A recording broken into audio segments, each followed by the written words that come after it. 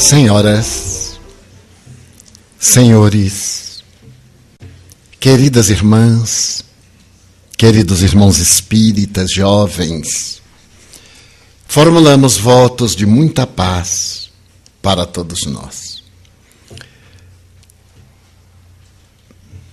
Na doutrina da neurolinguística, narra-se que a nossa composição celular, e particularmente cerebral, é uma decorrência dos nossos hábitos mentais.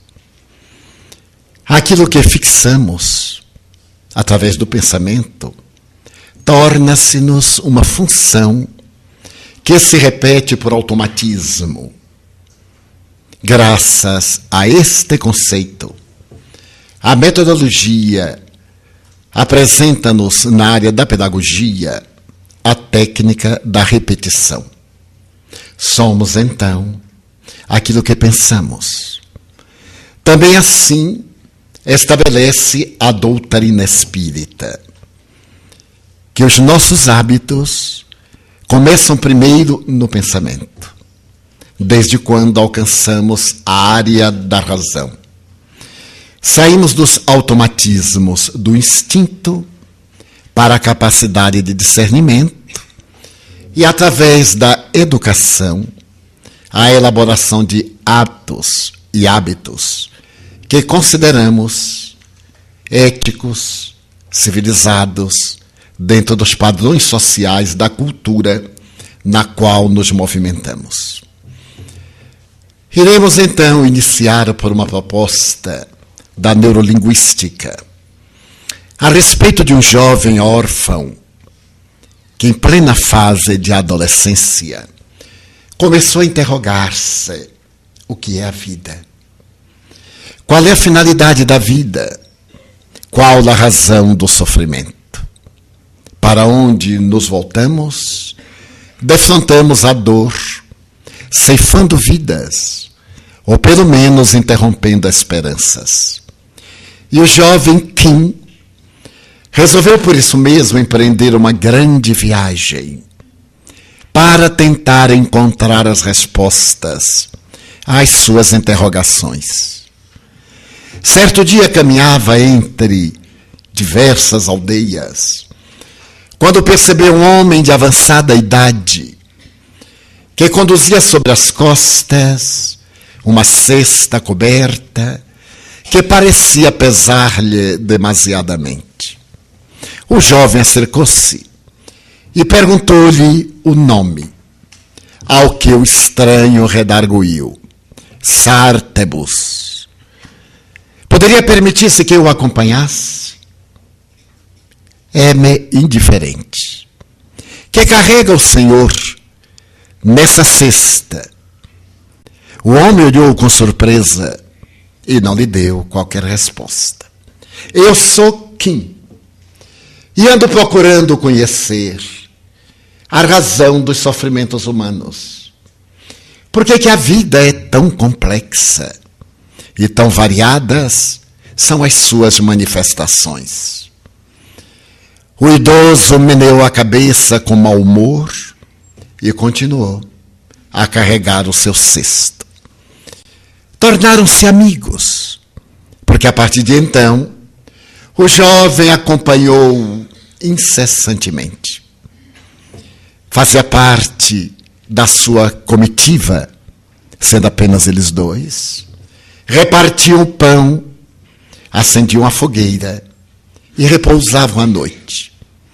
O jovem notou, no entanto, que toda vez quando o homem tirava o cesto dos ombros com muita dificuldade, acariciava-o, abria-o, olhava, tinha uma expressão de amargura, tampava-o e dormia abraçado com ele. Certo dia disse-lhe o jovem: deixe-me carregar o cesto. Pediu. Não, é meu. Não o darei a ninguém. Mas eu sou forte, eu sou jovem. Você já é um homem de avançada idade. Quando você for velho, disse-lhe Sátero, você irá carregar o seu próprio cesto. Este é meu, e eu não o darei a ninguém. O jovem concordou com aquela atitude hostil e aguardou. Passaram-se os meses.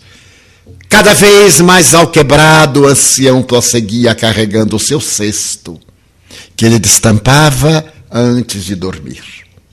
Por fim, depois de um largo período, as forças negavam-se a sustentar o ancião com o seu fardo.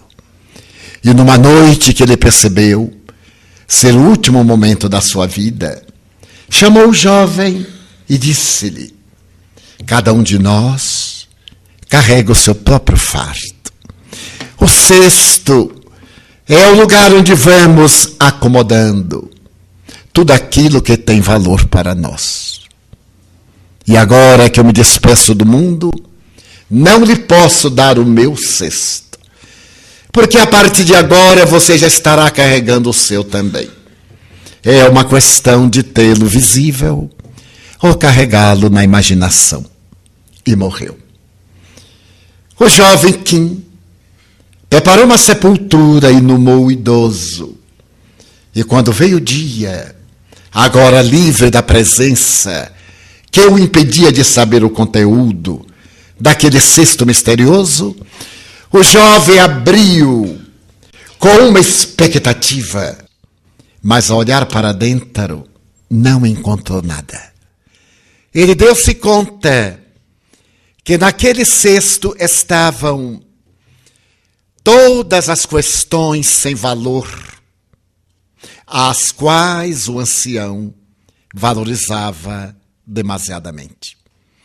Então ele entendeu que a vida é aquilo que consideramos precioso ou inútil, sendo que a maioria das criaturas sobrecarrega-se de inutilidades que considera preciosas. Que é a vida? Biólogos, filósofos, sociólogos, teólogos, artistas tentam definir a vida, desde Claude Bernard até os modernos dicionaristas. O conceito de vida varia de uns para os outros. O Aurélio faz uma análise a respeito da vida, diferenciando entre a matéria inorgânica insensível e aquela que pulsa com vida, que vibra, apresentando o fenômeno biológico. A vida, no entanto, é um dom misterioso que varia de óptica para óptica emocional. Se perguntarmos a um filósofo, ele nos falará da escola a que vincula o seu próprio pensamento. Se interrogarmos a um artista, ele irá desvelá-la de acordo com a visão que tem do que nós chamamos realidade objetiva, ou visão abstrata dessa realidade. No entanto, podemos afirmar que a vida é o resultado de um protoplasma e um raio de sol. Através de alguns bilhões de anos, desde quando as cadeias de açúcares acumularam-se na intimidade das águas salgadas no fundo dos oceanos, resultado natural dos golpes das ondas nas rochas, até formar as primeiras colônias de infusórios e de polipeiros, a vida é o milagre de um protoplasma, graças ao heliotropismo. Assevera o Dr. Cressy Morrison, antigo diretor do Museu de História Natural de New York, que se toda a vida, conforme a conhecemos na Terra, desaparecesse, a vida animal, vegetal e humana e ficassem apenas um protoplasma e um raio de sol, rapidamente a vida se reconstituiria, graças ao milagre da multiplicação celular. E em 15 bilhões de anos, teríamos a Terra novamente habitada como hoje se encontra, pelo milagre da vida. A vida, assevera o espírito Joana de Ângeles, é um grande artista, que ao elaborar, por exemplo, as folhas de todos os vegetais, nunca se repete. Na botânica, nunca se encontraram duas folhas absolutamente iguais. Mas a vida é um químico incomparável, porque logra transformar adubo em perfume e em sabor nas frutas. E a água converte em madeira. É essa vida na qual deambula o espírito na face da terra, já que a vida, na sua transcendentalidade, é nada mais do que o hausto de Deus, quando cria o princípio inteligente que somos nós, conforme a definição dos espíritos venerandos, a Allan Kardec, na questão número 23 do Livro dos Espíritos. Este processo migratório, de etapa em etapa, atravessando as diversas manifestações, no caso da terra, dos minerais, dos vegetais, onde começa a desenvolver um sistema nervoso embrionário, nos animais, onde surgem os pródromos do instinto, no ser humano, ao despertar da razão e ao surgimento da consciência, para viajar no rumo da intuição, na busca de uma conquista noética. A palavra noético vem do grego nous, espírito, que tem uma abrangência cósmica.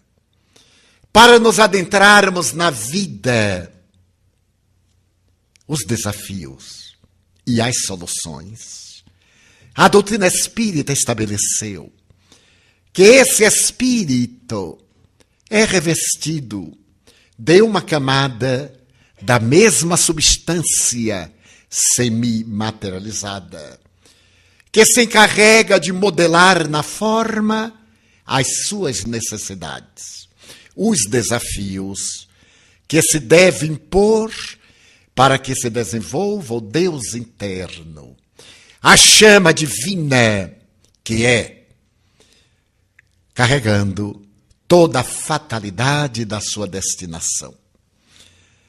Esse perispírito, sendo o modelador, é a forma de onde se deriva a forma em que hoje nos encontramos e pela qual já transitamos. Graças à faculdade de pensar do espírito, nós somos aquilo que anelamos. E, naturalmente, em cada etapa somos herdeiros da anterior, programando sempre aquelas que são sucessivas. Esta análise nos leva a uma visão psicológica do academicismo anterior, que estabelecia ser uma criatura humana no processo da evolução animal, um ser portador de características específicas, que o diferenciavam na escala zoológica dos seus irmãos no processo de aquisição de consciência. Para o academicismo materialista ou unicista da psicologia do passado, essa criatura humana é portadora de 4 características. A primeira delas é a personalidade. A segunda, o conhecimento. A terceira, a identificação. A quarta, a consciência. A personalidade é o resultado dos anseios que atiramos no mundo exterior. E a palavra, como nos recordamos, vinda do grego persona, significa máscara, a aparência.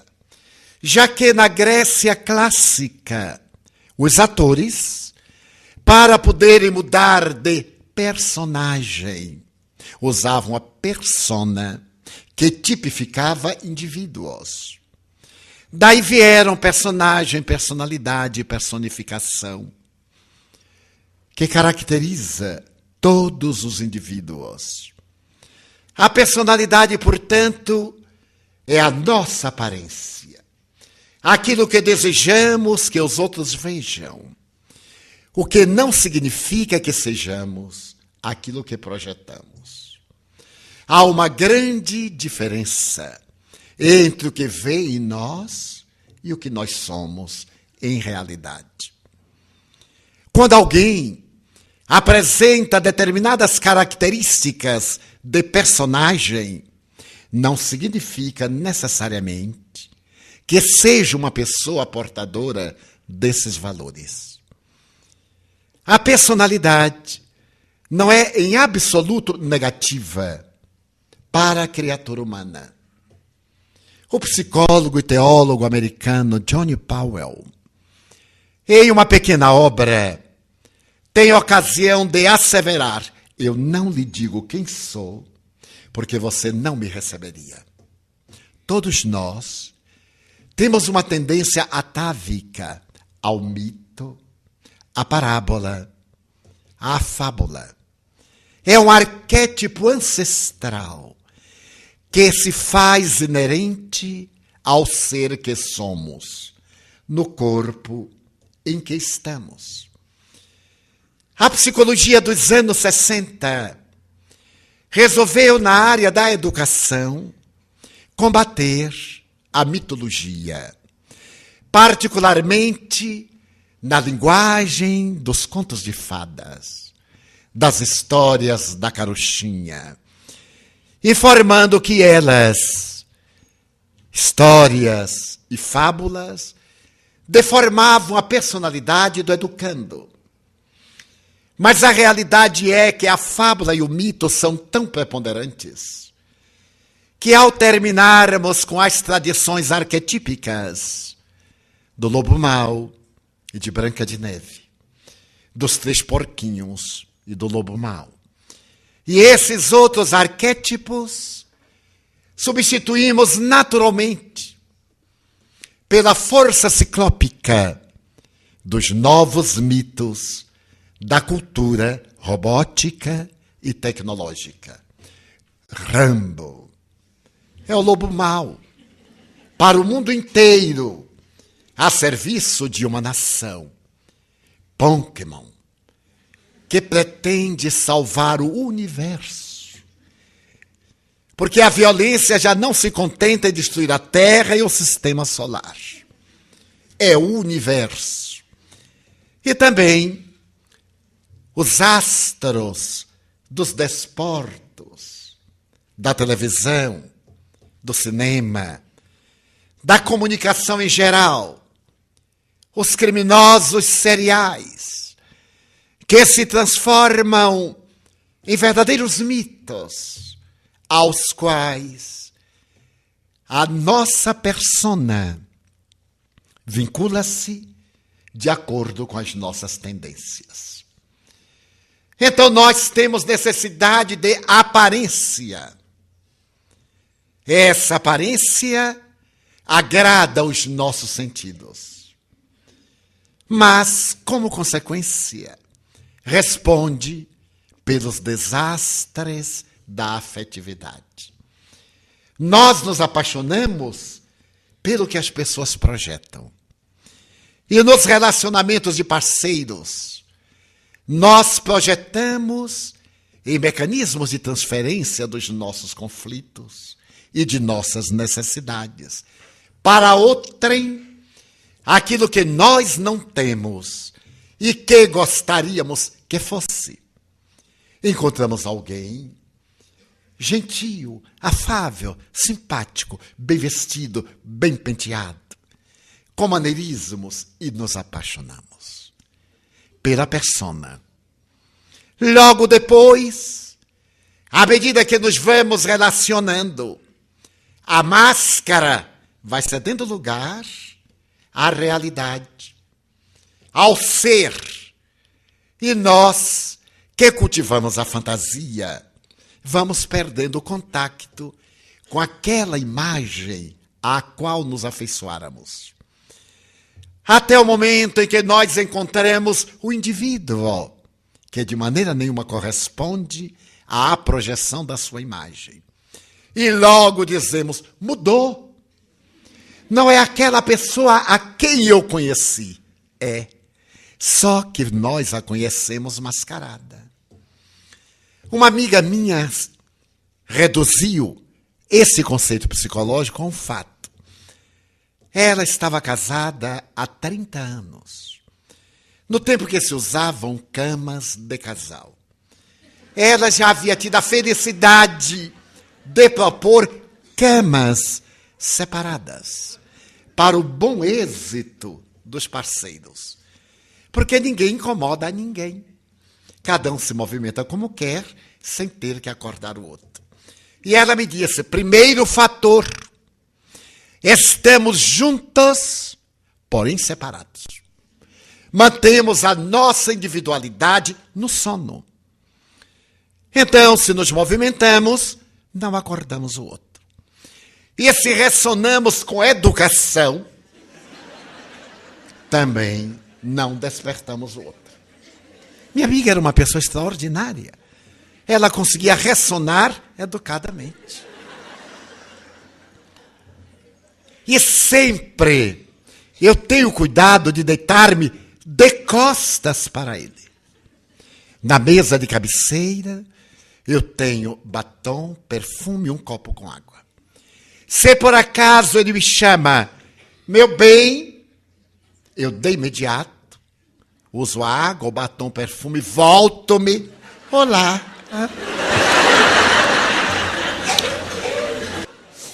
E ele continua apaixonado. Nunca lhe permiti ver-me como sou no momento de acordar. Porque é o grande momento em que cai a máscara.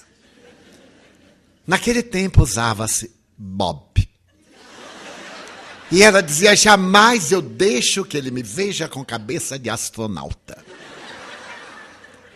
A verdade é que completaram 50 anos de casados. E eu perguntei-lhe, 20 anos após, esta revelação triunfal. E agora, continuo com os meus propósitos. Você acha que nesta idade eu acharia o quê? Então eu tenho que preservar o que Deus me deixou.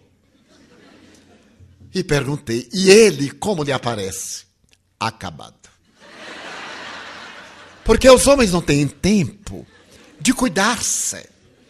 E eu sei de todos os seus estados emocionais pela barba. Como? Quando ele se barbeia e quando ele não se barbeia. Quando ele está deprimido, ele não se barbeia. Lava a cara rápido e não se penteia. Quando ele está encantado pela secretária, ele escanhola o rosto, penteia-se com glostora, sorri bastante. Eu sei que é a secretária nova. Eu vou visitá-la. Agradeço muito as gentilezas que ela tem para o meu marido. E na saída digo-lhe sorrindo, mas ele é meu, hein, bem? E ela já fica com medo. Porque ela vê que sou uma mulher de decisão.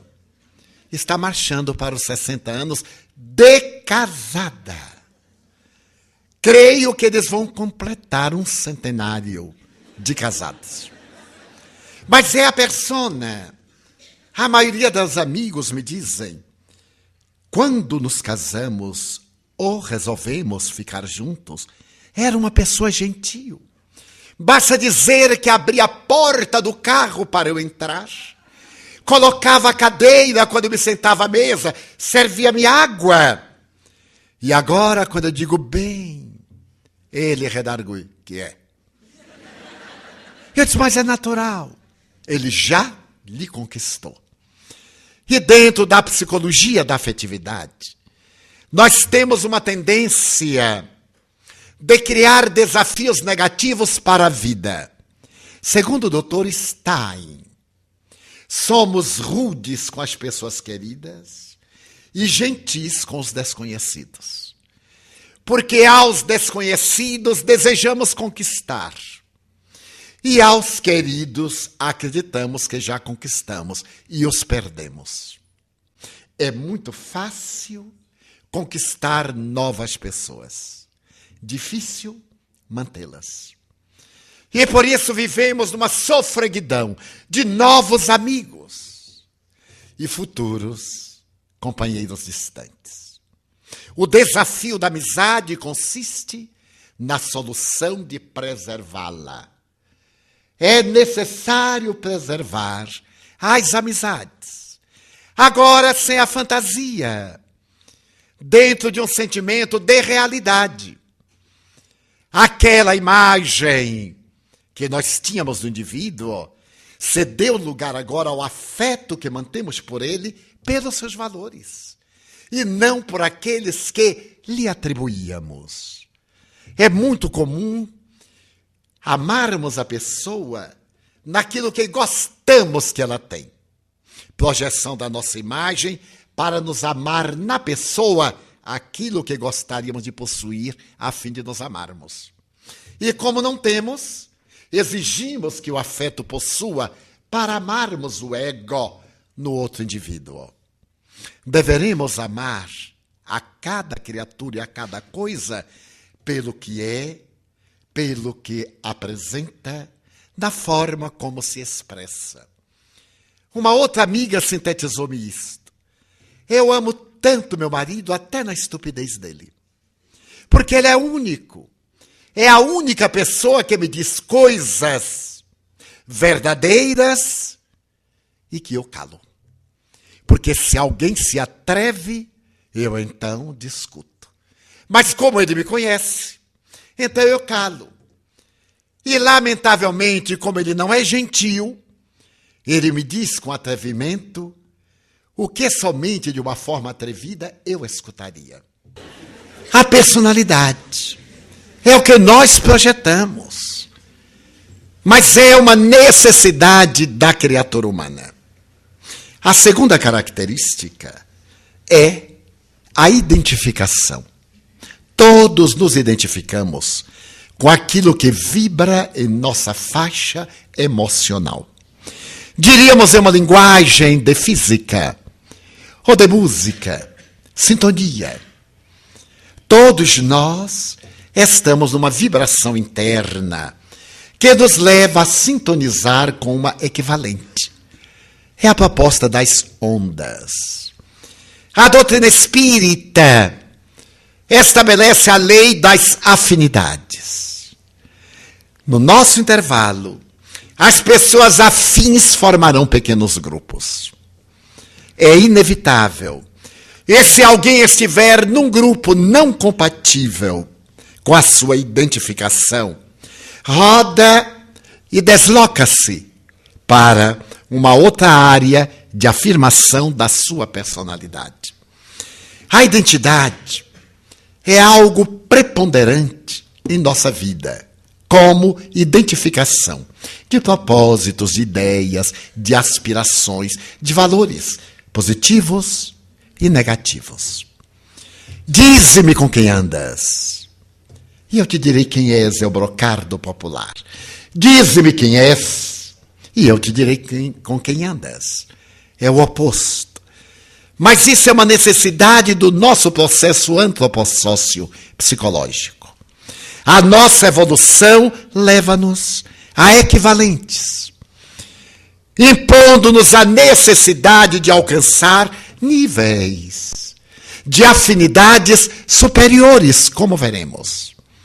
Estamos dentro de um comportamento, e se já penetramos na faixa ética, na da beleza, aspiramos por mais.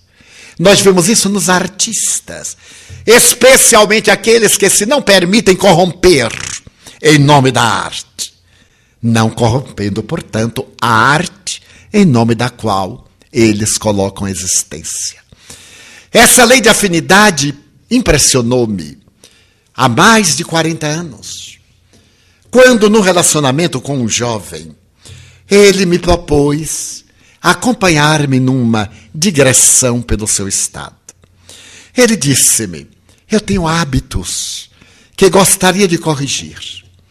Tenho certeza que se eu estivesse com uma pessoa disciplinada, eu me corrigiria. Você me permitiria acompanhá-lo quando viesse aqui ao nosso estado por uma semana? Porque eu me reeducaria. E eu não tinha nada a colocar como obstáculo. Quando eu programei a viagem ao seu estado, eu o avisei. E mandei-lhe o programa para que ele se pudesse ajustar. Dessa forma, chegando à capital, ele esteve comigo os 3 dias. E encetamos a viagem à primeira cidade do interior. Amigos receberam-nos e levaram-nos a um hotel. Quando estávamos preenchendo a ficha na entrada do hotel, ele me pediu: daria para você preencher a minha ficha enquanto eu vou aqui ao lado tomar um cafezinho? Pois não. Dei minha carteira de identidade para eu colocar os seus dados. Para dar uma ideia de tempo, eu preenchi a minha e comecei a dele.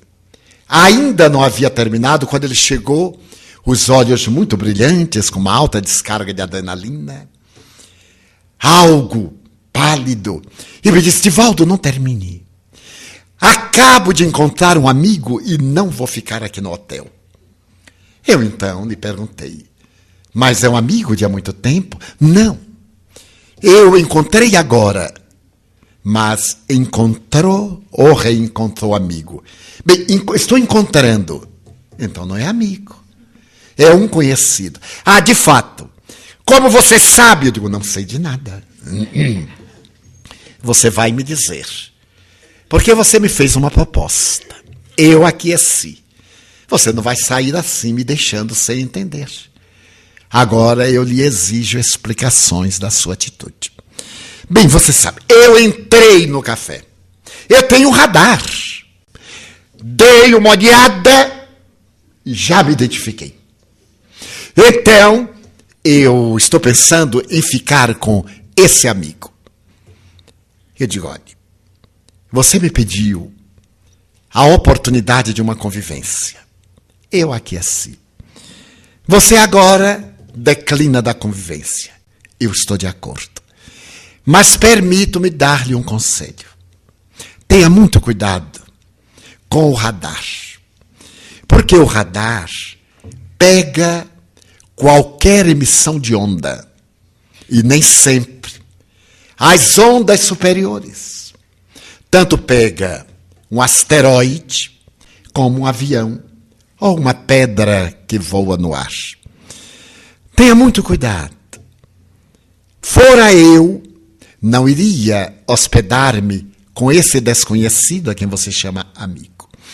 Porque muitas vezes as pessoas têm conflitos que projetam no outro. E muitas vezes concordam com certas atitudes porque elas estão no trem. Aquilo que o indivíduo gostaria de exercer e tem inibições, tem limites e não se atreve. Então ele transfere para o outro, matando no outro aquilo que odeia em si. E muitas vezes os crimes sexuais são resultado dessa transferência. O parceiro mata no trem a personagem conflitiva que esmaga no seu ser consciente. Então você medite. Somente que eu lhe falei numa outra linguagem, mais compatível com o seu conflito. Ele disse, muito obrigado, eu vou levar o seu conselho a sério. Eu digo, eu sei que você não vai levar a sério, porque você nem entendeu. Mas eu me desobriguei do meu compromisso de alertá-lo. Ele despediu-se efusivamente, foi-se e realizamos a tarefa. Eu fiquei nessa cidade 2 dias. No 3º dia, quando ia pegar um avião para ir a outro lugar, o grupo de amigos me disse, Divaldo, aquele jovem que eu acompanhava, você o conhece? Eu disse, de palestras. Ele foi assassinado. Eu disse, mas como? É no hotel de alta rotatividade. Teria sido assassinado por um parceiro remunerado. Então, eu trouxe o jornal para você ver. Ali estava o exemplo típico. Não havia sido um latrocínio, porque não lhe roubaram nada. Havia sido a morte do conflito em alguém que o indivíduo odiava em si mesmo. E isso acontece com muita facilidade no mundo. Alguns tornaram-se célebres, como o homicídio de Pasolini, o grande diretor de cinema italiano. Daí a identificação leva-nos à sintonia com aquilo que nos apetece. Não seja de estranhar esta frase que se tornou popular. Como pode? Este rapaz é filho de uma família distinta e, no entanto, as companhias. O corpo nasceu de um gens civilizado, mas o espírito que o habita vem de uma tribo para a qual ele agora vai, usando os artifícios e os hábitos da tribo de onde veio. Não irei detalhar, mas está na psicologia. Quando, por exemplo, falamos das condutas dos hackers, de todos esses indivíduos extravagantes que chamam a atenção, como decorrência do seu conflito, punks, hippies, chocando a sociedade, dizem eles, ou diz a filosofia que adotam, criando embaraço nos outros, ou que, em nome da elegância, rompem os tecidos. Nenhuma crítica de minha parte. Estamos analisando psicologicamente a proposta de uma criatura humana. Rompem, utilizam-se de instrumentos do canibalismo para poderem castigar em um ato masoquista, que é sadista, a sua inibição sexual. Então, colocam pêssegues nas partes pudentas, no véu palatino, na língua.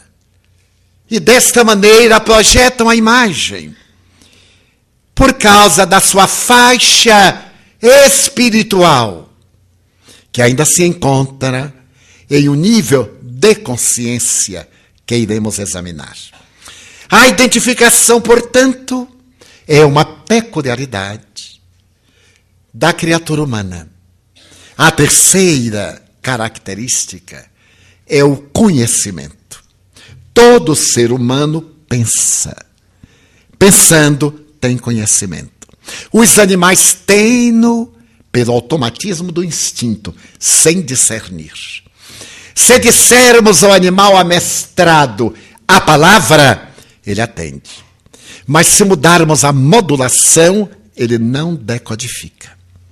Tenho visto, por exemplo, em famílias bilíngues, trilíngues, gatos e cães educados nos 3 idiomas, nos 2, atendendo perfeitamente. Mas se sou eu, já testei. Quem diz a palavra, ele não atende. Porque o cérebro não decodifica pela minha vibração. Mas aquela vibração que automatizou, e o automatismo é uma das técnicas da metodologia da aprendizagem. Ele atende naturalmente. E dizemos quanto é inteligente, entre aspas. Daí, o conhecimento é uma característica do ser humano. E por isso todos devemos ampliar a nossa capacidade de conhecer. Quando alguém diz, eu não sei nada, tem o conhecimento da própria ignorância. Portanto, ele conhece. A quarta característica de uma criatura humana é a consciência. A meta, dizem os psicólogos transpessoais, da vida na Terra é a aquisição da consciência. A consciência, segundo Carl Gustav Jung, é esta característica que nos leva a permitir que o ego tome conhecimento dos nossos conteúdos psíquicos e os assimile. É a perfeita identificação entre o ego e o self. O que eu sou e o que eu aparento. Na hora em que eu dou-me conta das minhas peculiaridades e dos meus registros psíquicos, podendo discernir, eu adquiri o estágio de consciência. Durante muito tempo, a religião era a doutrina de ligação e a ciência era a doutrina do conhecimento. A proposta moderna da psicologia, graças à contribuição da filosofia, é a do conhecimento revelado. Unir ciência e religião. Sabermos por quê, a fim de aplicarmos em quê. Como eu sei que a vida tem uma meta, eu vou trabalhar os mecanismos que me levem a conseguir aquela meta. Daí a consciência é fundamental. Por muitos anos acreditou-se que a consciência era resultado do conhecimento. Foi Jung que estabeleceu que o conhecimento pode levar à consciência. Mas a consciência não é apenas o conhecimento psíquico. Está além do conhecimento psíquico. Diríamos que o momento de consciência é o momento do discernimento. Quando nós possuímos a capacidade de identificar o que podemos fazer quando devemos e o que devemos fazer quando podemos. Porque nem tudo que podemos, devemos fazer. E nem tudo que devemos, podemos fazer. Eu poderia gritar aqui indefinidamente, mas não devo. Porque tenho o discernimento de hábitos saudáveis. Eu deveria sair e ir-me, mas eu não posso, porque eu tenho um compromisso com os senhores. A consciência dá-nos essa capacidade de avaliação entre direito e dever. A agressividade é o direito sem o dever de respeito ao outro. A violência é a loucura da autopermissão sem o discernimento dos valores do outro. Então, o estágio de consciência é o nível de discernimento intelecto-moral, utilizando-nos da expressão de Allan Kardec. Mas por que todas as criaturas humanas temos consciência? E somos tão diferentes? Pedro Auspensky, o psicólogo anglo-soviético, discípulo de Gurdjieff, um dos pioneiros do Enneagrama, da psicologia transpessoal, da música e dança-terapia, teve a ocasião de estabelecer numa conferência na Universidade de Londres em 1948 que nós transitamos em 4 níveis de consciência. O seu discípulo, o Dr. Robert de Ropp, o maior neurologista do estudo cerebral, classificou em 5 níveis, porque ele subdivide um item de Auspensky. Os níveis de Auspensky são a consciência de sono, a consciência desperta, a consciência de si mesmo e a consciência cósmica. A consciência de sono é aquela que ainda não tem discernimento. O indivíduo pode ser dotado de um grande conhecimento, mas não necessariamente de discernimento. O que demonstra que o conhecimento não é consciência. Os carrascos nazistas, os ditadores que asfixiam as multidões e ceifam-lhes as vidas, invariavelmente são portadores de um alto nível de conhecimento, sem nenhuma consciência. São capazes de crimes hediondos, como se fossem portadores de patologias psiquiátricas. E o são. Eu visitei um campo de concentração na Áustria, um na Polônia, 2 na Alemanha. E o que mais me surpreendeu no da Áustria foi uma parede onde eram atiradas crianças judias de variadas faixas etárias, porque os carrascos desejavam ouvir o ruído que o crânio humano produz quando é esfacelado numa pedra. Apenas para isto. No de Auschwitz, eu estive no lugar de pesquisas científicas. Separada uma sala por paredes que impediam que o som passasse de um para o outro lado, eram realizadas experiências com gêmeos univitelinos.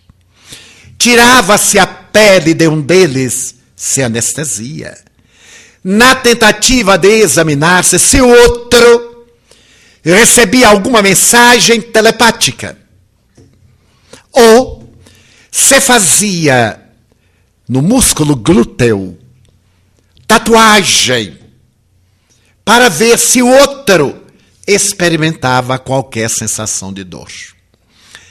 Nem considerando, por exemplo, até onde veio as resistências do coração e do cérebro. Na hora da delivrance, atavam-se as pernas da mulher, impedindo o parto, para ver até onde o coração resistia à dor. Mas os indivíduos que saíam dali caminhavam 100 metros do portão de fora, aonde residiam às margens de um córrego, e eram gentis com os seus filhos. Beijavam-os, amavam-os. Comemoravam as datas festivas. Eram excelentes pais. E por isso os vizinhos não podiam imaginar que, ao se adentrarem no campo, tornavam-se feras, como as mulheres que ficaram célebres sob o epíteto as bestas de Belsen, as mulheres mais cruéis da história da humanidade. São indivíduos de consciência de sono. São egoístas, egocentristas, egotistas. Primeiro eu, depois eu, e ainda eu, e depois os meus. Nós os encontramos a miúdo. Pessoas que dizem, não, Mateus, primeiro eu, e os meus. E sorriem, idiotizados. Mas é um processo natural, que a psicologia unicista até hoje não sabe explicar. Só a psicologia espírita e hoje a transpessoal. Mas é um processo antropológico natural. Porque de imediato, ou a largo prazo, o indivíduo atinge o segundo patamar. A consciência desperta. Ele dá-se conta que é um animal gregário. e que somente pode viver em grupo. A mim me chama a atenção, muitas vezes, as pessoas isolacionistas. Estamos aqui 410, 420 pessoas. O isolacionista, no nível de consciência de sono, evita e queixa-se. Ele sai do grupo que detesta e diz: vê, ninguém me dá importância a mim. Aí está. Ele não se acerca e a culpa é do grupo. Eu noto isto numa queixa espírita. Como a maioria de nós aqui é constituída de espiritistas, vale a colocação sem caráter depreciativo. Pessoas me dizem: você não falou comigo. E eu elucido: e por que você não falou comigo? Ah, mas... ia dizer que a obrigação era minha. E dizem. E eu digo: mas eu sou míope. Não vi você. Ah, mas você me olhou. Eu digo: mas sou míope. Não sou. Tenho uma vista de falcão, que até me faz mal. E não há muito, uma amiga de há 30 anos, eu fui passando e ela gritou: não fala mais com os pobres. Complexo de inferioridade. Sempre a pessoa tem: ah, é porque eu sou pobre. É complexo de inferioridade. Porque o rico não é apenas o aquinhoado com dinheiro. Há muito rico que rasteja na miséria. E há pobres de valores amoedados a quem pertence o reino dos céus. Daí, vamos ter esse conflito. Ai, quem sou eu? Não é humildade. É complexo de inferioridade. Tive um amigo que dizia: Divaldo, eu sou um rato. Porque ele se achava humilde. E eu era muito jovem, dizia: meu filho, se você é rato, é filho do Deus rato. Eu não, eu sou filho de Deus, sou uma pessoa fantástica, eu sou filho de Deus. E um dia eu percebi que ele era realmente um rato moral. Esse jogo era o conflito do inconsciente, para chamar a atenção e para mascarar a sua realidade. Então eu passei, e a minha amiga disse: então, não fala mais com os pobres. Porque ela se acredita pobre, de fita, porque é aposentada e ganha muito mais do que eu. Então eu me detive e disse: ah, me desculpe. Você está diferente. Agora está rico. Eu digo: só se for de idade. Mas não é o mesmo de antigamente. E eu digo: nem você. Eu digo: não. Em cada segundo morrem 30 milhões de hemácias. Em cada 15 minutos, 1/10 do nosso corpo é inteiramente jovem. E você de antigamente não existe mais. Só os neurônios sobreviventes. Porque em cada 7 anos, segundo os fisiologistas e biólogos, o corpo humano é inteiramente novo, com exceção dos neurônios cerebrais. Na nossa idade, aí eu me vinguei. Nós já tivemos 10 corpos. Então não somos o mesmo. Mas, Divaldo, você era tão gentil, falava conosco sorrindo. Eu disse: é porque hoje eu estou com um grave problema. Mas você podia dizer para mim: olá, como vai? Eu disse: mas eu não a vi. Viu? Você me olhou. Ela estava dentro do meu olho. Eu disse: eu olhei, mas não vi. Porque quando estamos com problema, nós olhamos sem enxergar. Estamos olhando-nos para dentro. Não é que você não é mais o mesmo. Como eu já não estava bem, eu disse: vou piorar um pouco. Porque ela quer brigar. E hoje eu estou com uma vontade de brigar. Era uma catástrofe psicológica. E um psicanalista, sem necessidade, já que eu tinha grátis. Eu então perguntei sorrindo: e você me viu? Lógico. E por que você não falou? Há 30 anos que sou eu quem fala, quem saúda você. Não seria ideal que depois de 30 anos você me saudasse? Há 30 anos eu sou seu amigo. Tenho paciência, ouço-a. Compartilho das suas dificuldades e você nunca repartiu as suas alegrias comigo. Então hoje eu necessitava de um amigo. E foi você a primeira pessoa a quem Deus me mandou. para que eu soubesse que você não é minha amiga. Você é a pessoa que explora a minha amizade. Estou lhe dizendo isto, aí eu me dei conta, né? E logo dei uma ajeitada. Estou lhe dizendo isto porque ele quer o bem. Com uma raiva. Ela se assustou. Desculpe. E eu disse comigo, nunca foi minha amiga. Eu digo, está muito bem.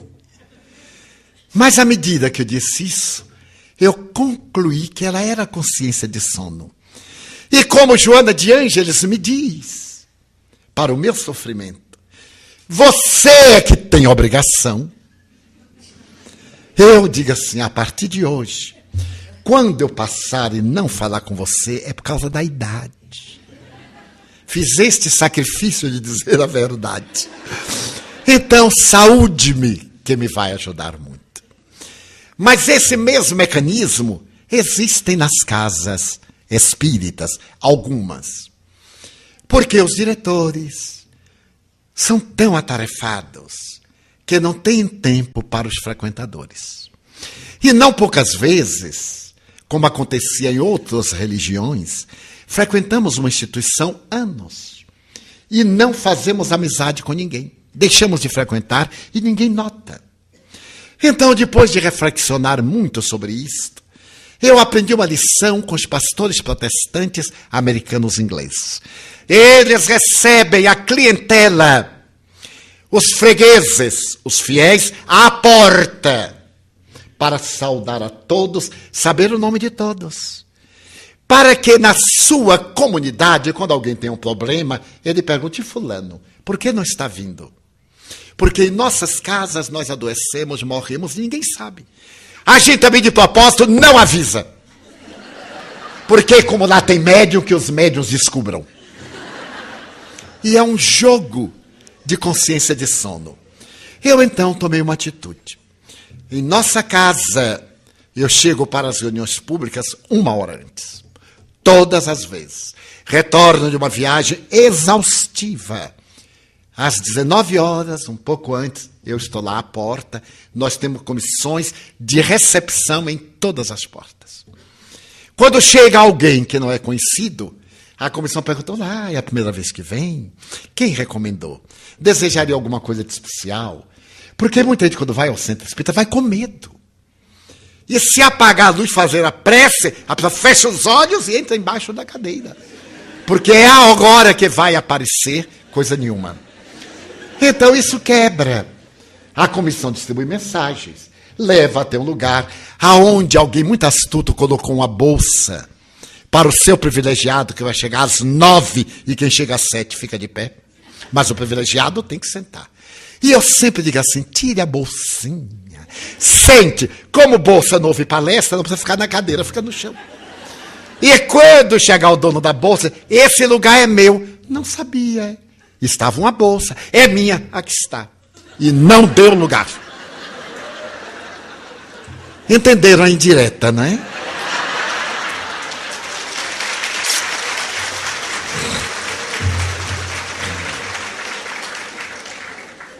Então, eu saio, entro no salão e vou apertando a mão de todos.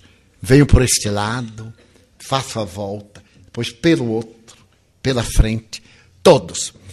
E alguns são tão consciência desperta que eu vou de frente e ele está lendo. À medida que eu vou chegando, ele aí cobre o rosto. Eu sei que é um complexo de inferioridade tremenda. E é um conflito de timidez. Eu então, se eu digo assim, você já me viu. Aperte a mão. Eu não tinha visto, pois agora está vendo. E aí me inclino e aperto a mão. Meus amigos, faço isso diariamente há mais de 20 anos. Pois há confrades que me dizem, Divaldo, você não fala comigo, por quê? E eu digo que quando você chega, eu já estou fazendo a palestra. E quando eu acabo, você sai correndo por cada novela das 10. Mas eu agora vou falar com você. Quando você entrar, e sempre entra depois das 8, eu paro a palestra com um momentinho. Oi! Como vai, fulano? continua a palestra. Porque eu chego às 7, pontualmente às 8 eu começo a reunião. E normalmente entre 9 e 9h15 eu encerro. E fico ali. Desço para receber e dar cumprimentos. Então é natural. Se eu não falo com você é porque você não se acerca. Ou não estava antes. Ah, mas eu não consigo chegar antes. E eu digo, mas nós não vamos colocar a reunião 8h30 para que você chegue.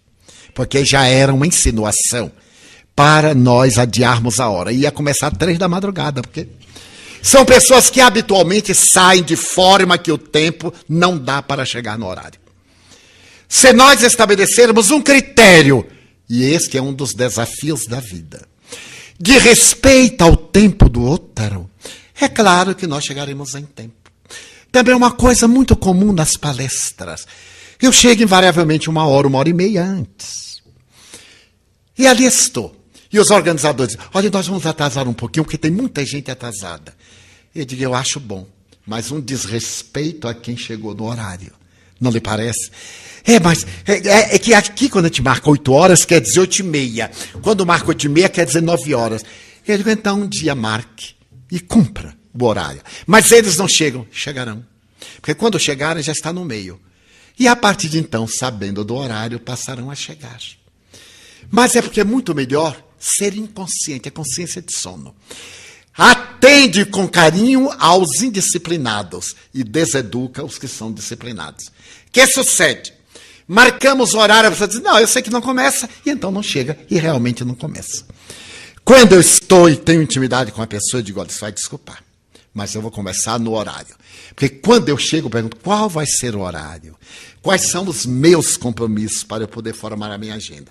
Tais. Então eu chego no horário. 5, 10 minutos são chamados tempos de tolerância, perfeitamente éticos. Mas, por exemplo, na cidade do México, é um desafio. Deve ter exceções. Há a palavra ahorita, agora. Ahorita quer dizer daqui a pouco como depois de amanhã. A que horas vai começar a reunião? Ahorita, hermano. E então, eu pensava que era agorinha. E um dia eu fui falar em uma cidade próxima da cidade do México. E perguntei, a que hora está marcada a palestra? Às 10 da manhã. A que horas vamos sair da cidade do México? Às 9. Eu digo, não será tarde? São 80 quilômetros. Vamos sair às 8. Porque não temos nada que fazer. Ah, mas é um domingo. Melhor. Porque no domingo... Ah, mas o domingo a gente deita até um pouco mais tarde. Eu digo, mas não este. Eu venho uma vez por ano, acordo uma vez por ano, acordo uma hora antes. Aí o confrade ficou assim, bueno. Às 8 eu estava no ponto. Ele chegou a horita, 8h40. Chegamos às 10h30, porque ele era o chofer. E ele era terrível. Quando ele se contrariava, ele puxava 60. Quase foi multado de estar indo a 40. Eu só faltava morrer. Mas chegamos. E então não tinha uma pessoa no salão. Eu perguntei, vai ser aqui mesmo? Ora, irmão, vai ser aqui mesmo. 11 horas. Chegaram os sofredores. 12:00. Eu digo assim, mas a que hora vão? Ahorita. Hermano, não se preocupe. Acá em México, estabelecemos uma hora e todos sabem que é um pouquinho depois. 12:15 deram minha palavra. Eu estava com uma fome de desencarnar mortos. Havia tomado café às 6 e havia tomado um café frugal para que o estômago não subisse para a cabeça. Muito bem. Proferi a palestra, entusiasmei, me esqueci do estômago. Terminei lá para 1h pouco. E então, estava transido de fome. Não sei porque que Deus nos fez assim. Devia ter um estômago de reserva, como os camelos. E nessa angústia, ele disse, agora vamos ao almoço. E perguntei, e a que hora está marcado? Às 3. Eu digo, não, vamos parar no primeiro bar. na primeira lanchonete, no primeiro café, no primeiro vendedor ambulante, comer churrasco com esse tempero agradável de asfalto. Mas este Aurita vai jantar 8 da noite e eu vou pegar o primeiro ônibus para a cidade do México. Hermano de Valda, tiene prisa? Eu digo, prisa? Estou morrendo. E assim fiz. Passamos, estava lá vendendo uma coisa que eu não sabia o que era. E o homem perguntou, chile? Chile? Pimenta. Fiz mesmo que o desenho animado. Quando eu dei a primeira mordida, prendi a respiração. E as labaredas do Espírito Santo saíram. Muito bem. Nenhuma censura. É cultural. Consciência de sono. Porque todos temos compromissos. Então, quando eu chego num desses países, ou numa dessas cidades, Aurita, que aqui no Brasil tem muito, irmão, que horas vem buscar para o avião? Eu calculo a Aurita e boto 3 horas antes. Mas é muito cedo? Não. Eu prefiro esperar no aeroporto. E realmente, é melhor esperar no aeroporto que esperar no hotel, de perna cruzada. Sai desesperado para nada. Então eu vou tranquilamente, faço o check-in e digo, não vamos conversar no aeroporto. Aeroporto não é lugar de conversar, porque eu não presto atenção à conversa em aeroporto. É que eu tinha uma coisa de última hora, eu digo, fica para a primeira hora do próximo encontro. Porque a mente já está no próximo programa. Por que não perguntou ontem? Porque estava cansado. Ele disse, mas eu imaginei. Não, eu estou cansado hoje, é no dia seguinte que eu fico cansado. Então deixa para a próxima. Consciência de sono. A consciência desperta já vê diferente. Joana de Angelis sugeriu-me que, me utilizando da divisão de Ouspensky, fizesse uma subdivisão. Na consciência desperta, colocasse consciência desperta com sono e consciência desperta lúcida. Porque ao despertarmos da consciência de sono, ainda estamos mais dormidos em consciência do que lúcidos. Quando nós estamos num túnel que tem uma curva, tudo são sombras, consciência de sono. Quando fazemos a volta e vemos a saída, ali está a luz, mas estamos ainda mergulhados em sombras. Saindo do túnel, somos claridade, consciência lúcida. A pessoa, quando atinge a faixa da consciência de sono, já é solidária, já participa de um clube, já paga a mensalidade do centro espírita. Oh, coisa difícil. Ser sócio de centro espírita de instituição é um tormento. A gente faz porque deve, mas não paga porque é aborrecido. Embora saiba que tem que pagar todo mês. Eu não tenho cheque, meu marido não deixou cheque, eu ainda não recebi. A consciência lúcida paga a anuidade por antecipação. É consciência lúcida. A pessoa faz quermesse, se é católico. Sai divulgando a sua religião, porque tem interesse. Aplica passes. É consciência lúcida. Quem ainda não aplica, vai entendendo. Consciência lúcida. Eu tive um casal amigo em que eu aplicava passes 3 vezes por semana. E eu ficava intrigado.